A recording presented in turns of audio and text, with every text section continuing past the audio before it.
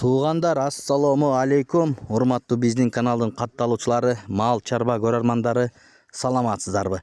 Ушул экранда турган уйлар сатылат, достор. Бооз уйлар. Ушул швиц породасындагы уй 30 литрге чейин сүт берген экен. Ээсинин маалыматы боюнча мына 3-чү туут булар. Видеого лайк басып каналга катталганды унутпаңыздар. Бүгүн 2 январь 2026 жыл. Андан кийин бул ала тоо породасындагы уй бар, туугандар. Бул дагы 3-чү туут. Жалпы саны 3 баш. Ушундай уйлар сатылат, достор. Ээсинин номери экранда. Чалып байланышыңыздар. Адрес боюнча айтсак, Чүй облусу, Москва району, Беловодский Петровкада экен. Момдай болгон ала тоо породасындагы уйлар дагы бар. Экөөсү тең 3-чү туут, туугандар. Ээсине чалып маалыматтарды сураңыздар, биз бербеген. Мынакей запаскаларындагы көрүңүздөр, желиндеринде караңыздар, туугандар.